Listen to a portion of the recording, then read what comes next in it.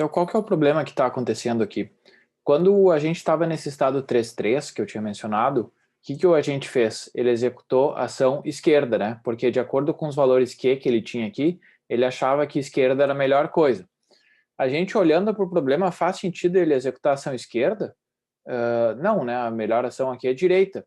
Por que o agente fez ação esquerda? Porque de acordo com esses valores essa é a ação que parece a melhor. Ela realmente é a melhor? Não. E de fato, por quê? Porque durante o aprendizado do Q-Learning, esses valores que ainda não convergiram. São chutes iniciais que eu tinha que eu estou aos poucos corrigindo. Então, nesse momento da vida do agente, o conhecimento dele está incorreto. Ainda ele não teve chance de corrigir os valores Q todos ainda, e ele incorretamente acha que a ação esquerda é a melhor. Então, o que vai acontecer? Se a gente simplesmente sempre pegar e executar a ação que parece a melhor, a gente vai sempre ficar indo para a esquerda aqui.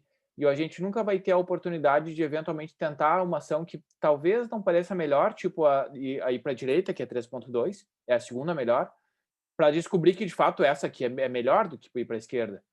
Então, o que a gente precisa fazer, dado que a gente ainda não sabe quais são as ações que são as melhores, ou que são o que ele acha que é melhor, a gente precisa deixar com que o agente, às vezes, escolha ações que não parecem as melhores. Por exemplo, ele vai tentar uma outra ação diferente dessa esquerda, só para ver o que acontece. E vai que, de repente, ele descobre uma coisa melhor.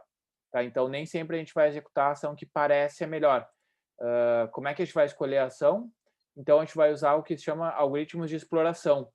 O algoritmo mais simples é um algoritmo que faz o seguinte, que, em geral, na maioria dos casos, ele realmente escolhe a ação que parece a melhor, de acordo com os valores Q, mas de tempos em tempos, com alguma probabilidade pequena, ele explora ações novas para ver o que pode acontecer. Vai que ele descubra uma ação nova que é melhor do que a que ele achava que era a boa.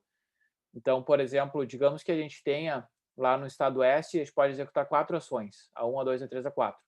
Normalmente, digamos, Y% das vezes, 90% das vezes, a gente vai realmente pegar a ação que tem o maior valor Q. Ou seja, fazer a coisa que a gente acha que é melhor. Mas 1 menos Y, por exemplo, 10% das vezes, eu vou pegar uma ação aleatória. Só para ver o que acontece e ter uma chance de explorar ações que talvez eu ainda não tenha tentado muitas vezes e que eu possa acabar me surpreendendo e vendo que, na verdade, elas são boas. Isso aqui tem uma relação com como nós, seres humanos, a gente aprende também. Por exemplo, digamos que tu vá num restaurante e tu tá no estado, estou no restaurante, e aí tu tem vários pratos que tu pode pedir.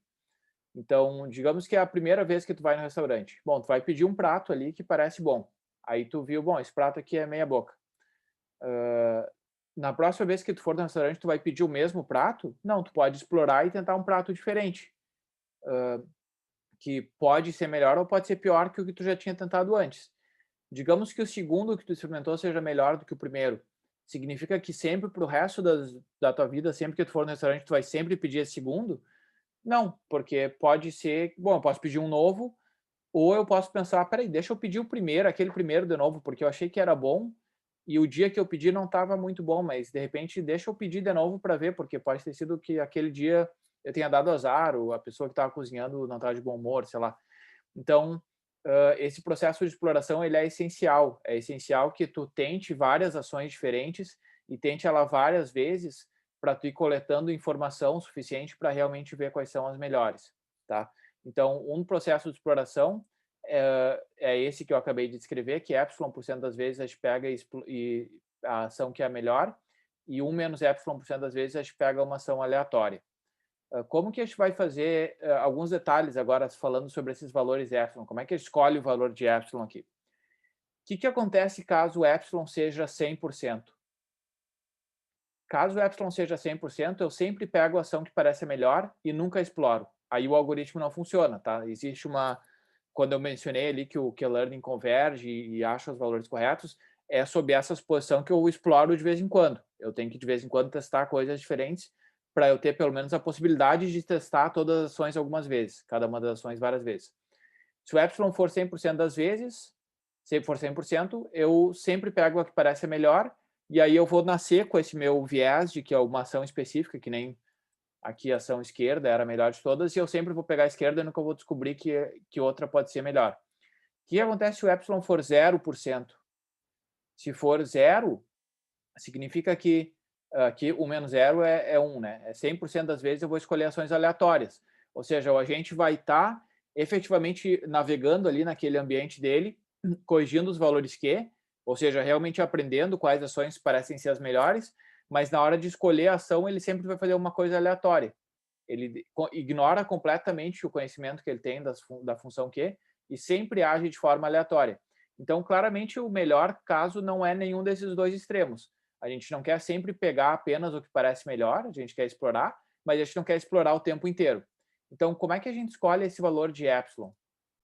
O que a gente vai ter que fazer é, na verdade, variar o valor de epsilon ao longo da vida do agente, conforme ele vai vivenciando mais e mais passos dentro daquele mundo dele ali. Então, digamos que aqui a gente tem o tempo e aqui a gente tem o valor do epsilon, tá? Onde, lembrando aqui, epsilon por cento das vezes eu ajo do que a gente chama da maneira gulosa, significa que eu pego a ação que parece a melhor, e 1 menos epsilon por cento das vezes eu pego uma ação randômica.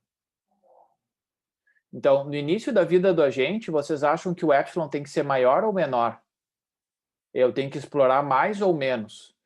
Provavelmente no início da vida do agente, ele começou com aqueles valores que é todos aleatórios, e tá tudo errado. Ele tem que sair testando um monte de ações diferentes e ele não pode confiar muito naqueles valores que é, porque eles foram inicializados de forma aleatória. Então, no início, eu tenho que explorar muito. O epsilon tem que ser um valor pequeno, por exemplo, tem que ser perto de zero. Porque quando o epsilon for zero, por exemplo, eu vou começar escolhendo um monte de ações aleatórias. Logo que o agente nasce, eu saio fazendo um monte de coisas aleatórias. Conforme a gente vai vivendo cada vez mais, o que tem que acontecer com o epsilon? Ele tem que ir tendendo a 1.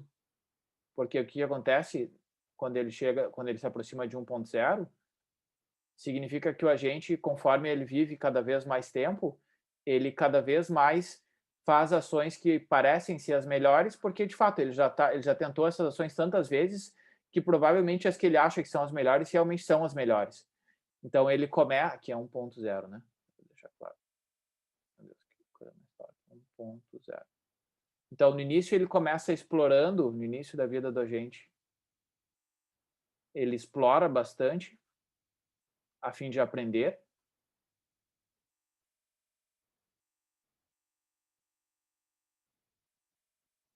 E aí depois, com o tempo,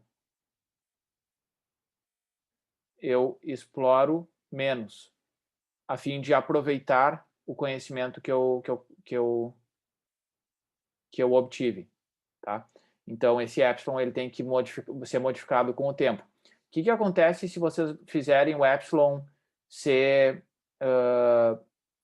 ele subir muito rápido aqui e estabilizar dessa forma aqui?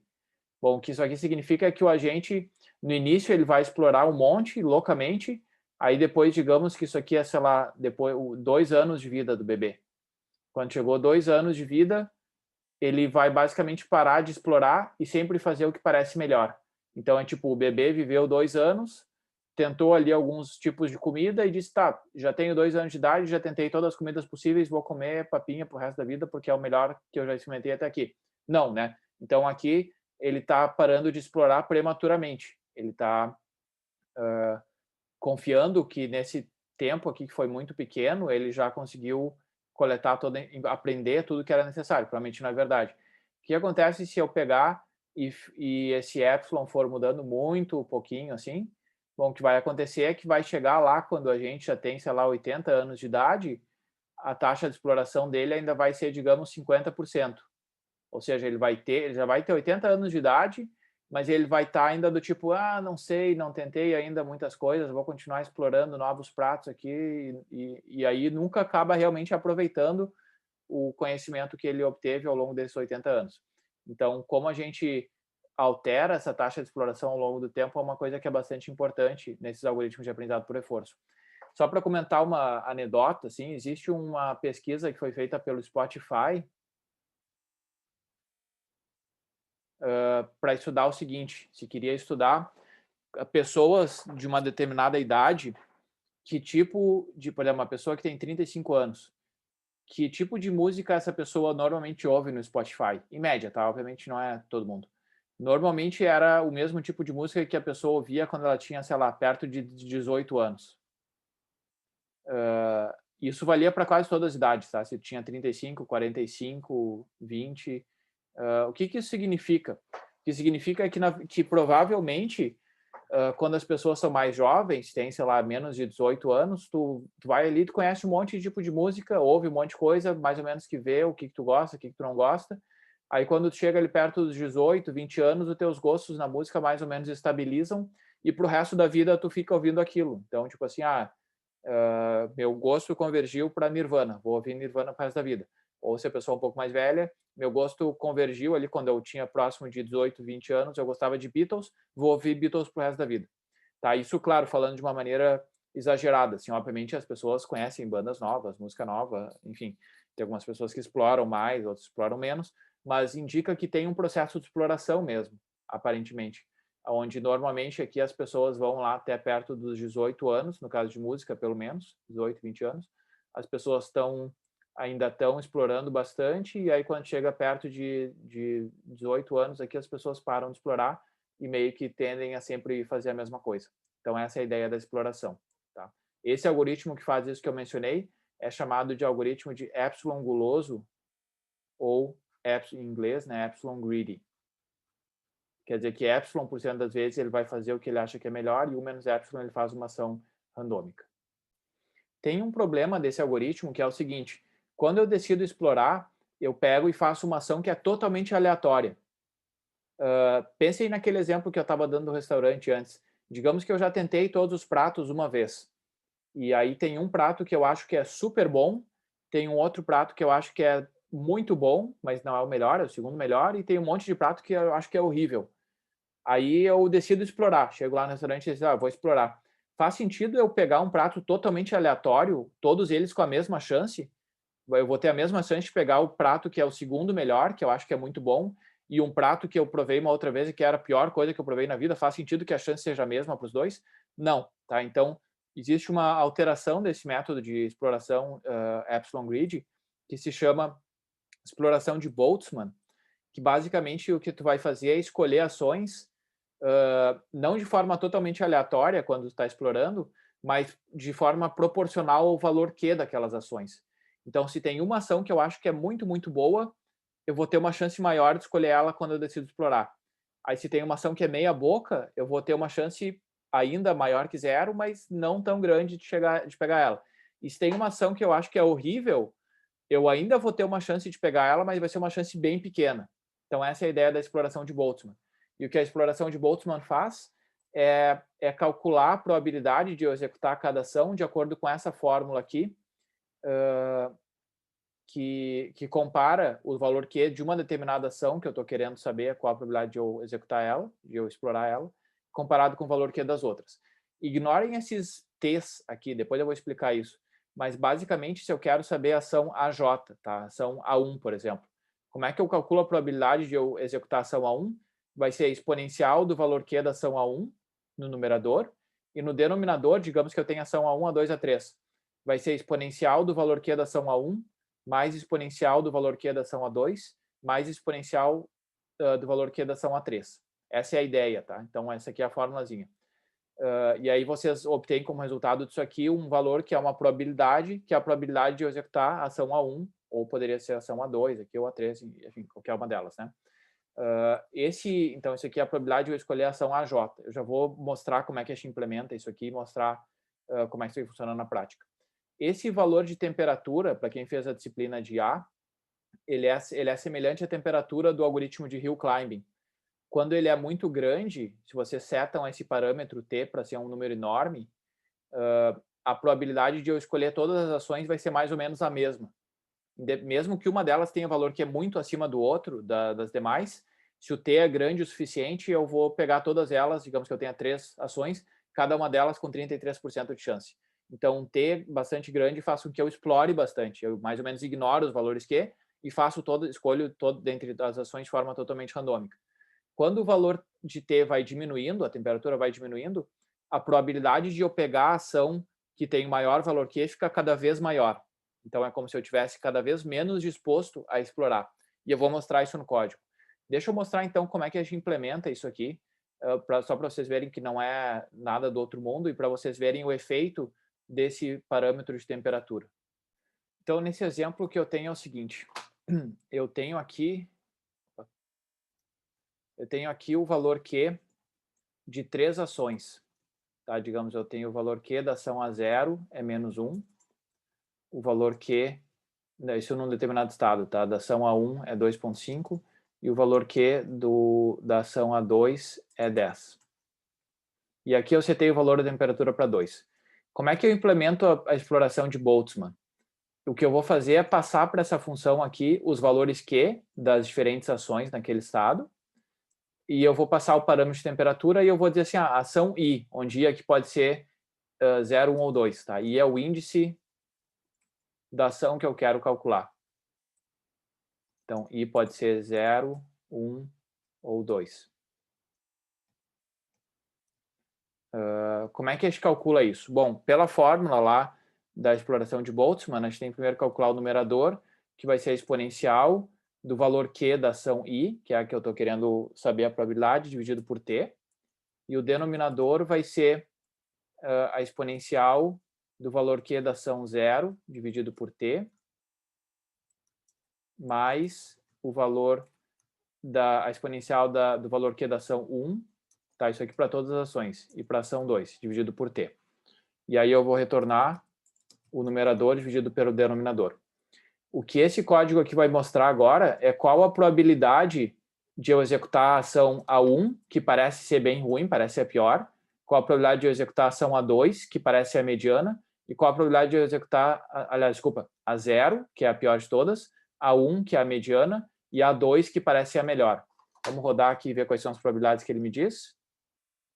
Opa, deu um erro de compilação. O que é esse erro? Ah, tinha um acento ali no meu comentário. Bom, vamos rodar ele. Ele está dizendo, olha só, para o valor de temperatura 2, ele diz que a chance de, quando eu for explorar, eu pegar a ação A2 é 97%. Que faz um pouco sentido, porque ela realmente é a melhor de todas, ó. Mas notem que ainda tem uma chance de eu pegar essa ação do meio aqui, a ação A1 tem 2% de chance de ser executada, porque ela não parece ser melhor, mas ela não é tão horrível também. E essa ação que é menos 1 tem chance de essencialmente 0. O que acontece se eu pegar e aumentar essa temperatura para 10?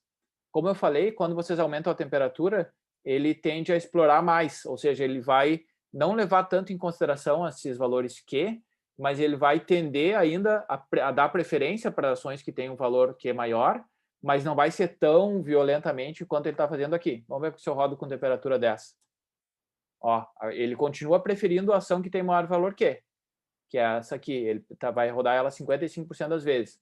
A ação mediana, ele roda 26% das vezes, e a ação que parece a pior tem 18% de chance. Então, aqui ele está explorando mais. Ele ainda está preferindo as que parecem melhores, mas não tão agressivamente. E se eu pegar e botar uma exploração maior ainda, uma taxa aqui, uma temperatura 50, aqui agora ficou quase igual, ó, ficou quase 1/3 cada ação. Ou seja, aqui quando a temperatura é alta o suficiente, ele basicamente ignora os valores Q e tenta uma ação aleatória. Se eu botar um valor super alto aqui, 200, é basicamente 33% cada uma delas. Então, é assim que vocês implementam a exploração de Boltzmann. Então, notem que aqui o valor da temperatura, ele mais ou menos serve como a nossa taxa de exploração. Vamos pensar como é que a gente muda essa temperatura ao longo da vida do agente. Vamos pensar como é que a gente muda o valor da temperatura, porque aqui a gente viu como é que a gente mudava o valor de epsilon ao longo do tempo, né? No caso da exploração epsilon gulosa. Vamos pensar como é que a gente faria um gráfico de como que tem que ser a temperatura, valor T, da exploração de Boltzmann ao longo da vida do agente. Vou apagar aqui. Digamos, então, que a gente faça um gráfico parecido com o de cima ali. Aqui eu tenho tempo. E aqui eu vou ter o valor da temperatura. No início da vida do agente, vocês acham que a temperatura tem que ser maior ou menor? A temperatura tem que ser maior no início, né? Porque no início, quanto maior a temperatura, mais randômico a gente é, ou seja, mais ele vai explorar. E aí, conforme vai passando o tempo, o valor de temperatura tem que ir diminuindo até que ele se aproxima de 0. E quando ele chega em 0, o que acontece lá com a exploração de Boltzmann? Se o T tende a 0, ele tende a pegar sempre a ação que tem o maior valor Q, ou seja, ele para de explorar. Então, ao fazer esse decaimento da temperatura, vocês garantem que no início da vida ele explora bastante, e aí conforme vai passando o tempo, ele vai explorando cada vez menos e vai cada vez aproveitando mais o conhecimento que ele coletou. Aí, o mesmo comentário de antes, o que acontece se o valor de temperatura decair muito rápido? O que acontece... Fica meio torto esse gráfico aqui. O que acontece é que ele vai explorar por muito pouco tempo, digamos, até aqui ele explorou, aí aqui ele está explorando ainda, aqui agora o valor de T já é bem baixinho, então depois de, sei lá, 3 anos de idade, eu basicamente não exploro mais e não tento mais nada. Então aqui decaiu de muito rapidamente a temperatura. Então, tanto para o algoritmo epsilon guloso quanto para esse aqui, que é o algoritmo de Boltzmann, eu tenho que ter essa ideia de permitir exploração. No início da vida da gente eu exploro mais, e aí, conforme o tempo passa, eu exploro cada vez menos e uso cada vez mais as ações que têm um valor que é maior. Tá? Então, essa aqui é a ideia da exploração. E como eu mencionei antes, a exploração, então, ela é necessária porque inicialmente a gente não conhece o ambiente, não conhece o resultado das ações, não conhece quais valores que são os melhores, então é importante explorar. Tá? E como eu mencionei, na verdade é essencial para os algoritmos de aprendizado por reforço que vocês implementem um método desse de exploração para que ele tenha a oportunidade de tentar coisas diferentes. Tá, eu já mostrei a demonstração aqui do Boltzmann. Esse aqui é o algoritmo de aprendizado por reforço do Q-Learning. Então, a gente inicializa os valores Q de forma arbitrária, pode ser valores aleatórios ou tudo zero. Vocês chegam no estado inicial, a gente nasce no estado inicial, e aí vocês escolhem, vocês repetem esse laço aqui, ó. Vocês escolhem uma ação de acordo com os valores atuais, que pode ser ou a melhor ação, a que parece a melhor ação, ou uma ação exploratória, de acordo com esse processo de exploração. Aí vocês escolheram a ação, executam ela, observam qual a recompensa que vocês receberam e qual o estado sucessor para onde vocês foram, S', colocam essas informações aqui para corrigir o valor Q da ação que tu executou no estado onde tu estava e fica repetindo esse processo. Tá? Se vocês ficarem rodando isso aqui, o que vocês vão ver é que o agente sai ali caminhando, explorando o ambiente dele, tentando ações, vendo as que parecem melhores, às vezes tentando coisas novas, e aí conforme o tempo passa e a exploração vai diminuindo, ele cada vez faz as coisas que parecem funcionar melhor. Tá? Deixa eu mostrar o Q-Learning funcionando nesse grid, que é uma versão um pouco maior daquele grid que eu mostrei como exemplo anterior. Aqui o que acontece é que tem todos esses estados brancos, é um labirinto mesmo, e tem uma recompensa grande aqui no final. Então, no início da vida do agente, todos os valores são aleatórios, ele está basicamente explorando violentamente aqui no início. Ele não tem a menor ideia de onde é que está a recompensa, não tem a menor ideia do que fazer. Então, no início, ele fica bem perdido, até que, eventualmente, por sorte mesmo, é um processo de tentativa e erro, ele vai lá e descobre a recompensa. Quando ele descobre a recompensa, que ele transiciona daqui para cá, ele corrige o valor Q da ação para baixo nesse estado. Então, aí ele já tem a informação nesse estado aqui de que ir para baixo é bom. Mas os outros valores Q continuam aleatórios.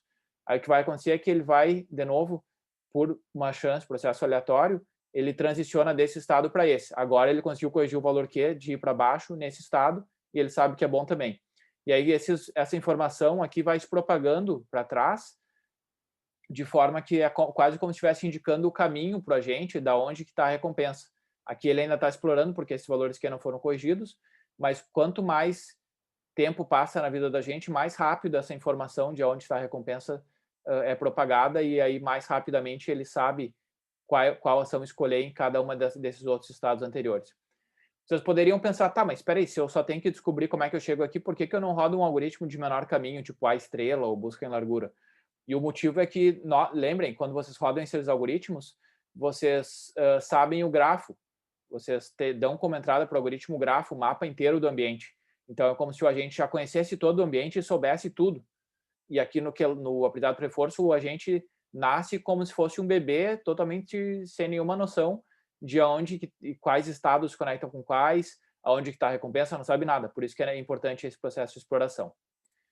Deixa eu mostrar essa outra aplicação do Q-Learning para um problema que não tem a ver com navegar num grid, mas tem a ver com aprender a controlar esse carrinho.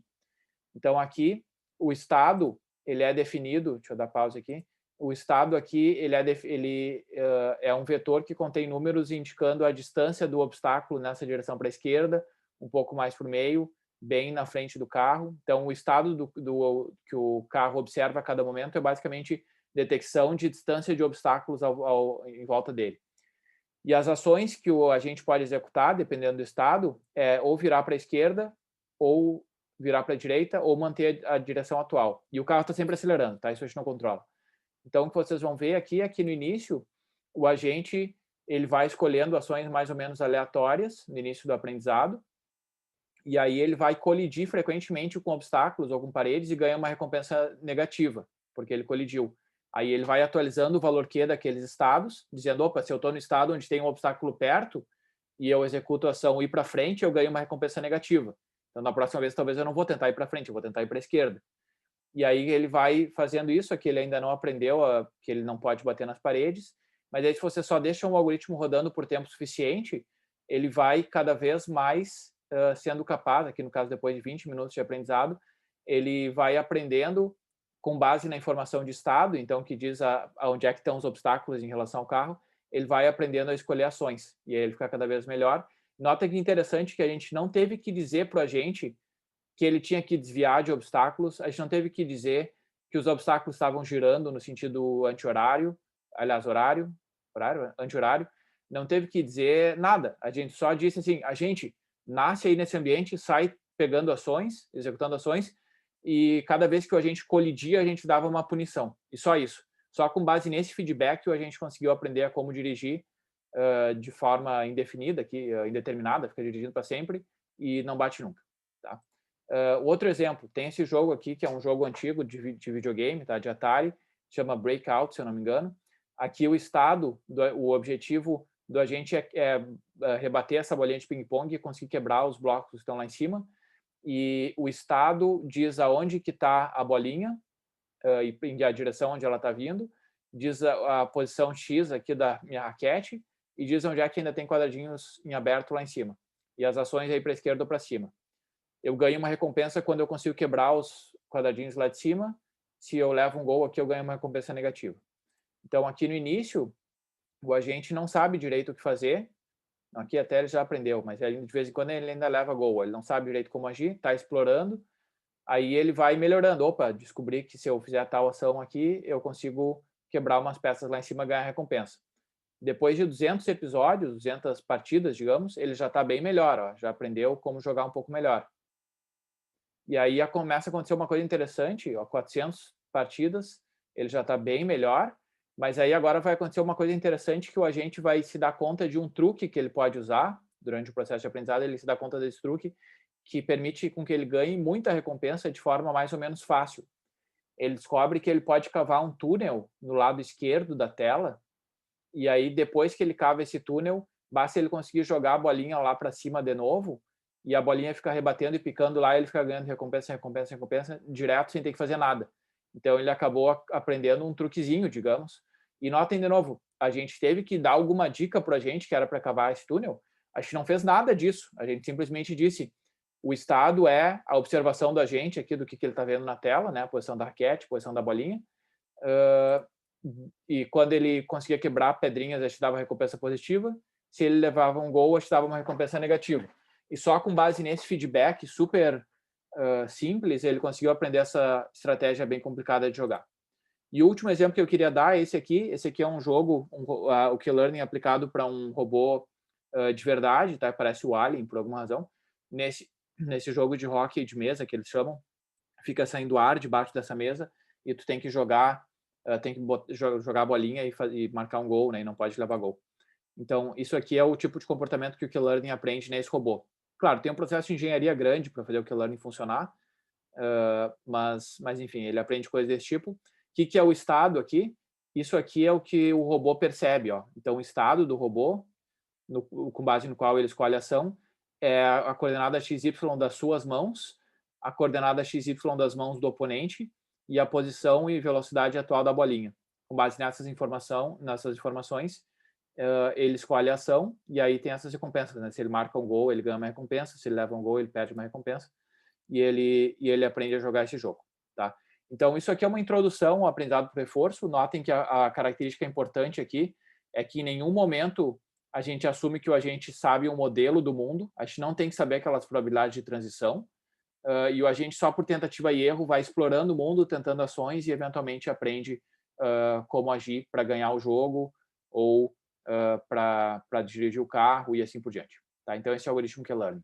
Na próxima aula, a gente vai ver uma variante do Q-Learning, que se chama algoritmo Sarsa, que resolve algumas limitações do Q-Learning.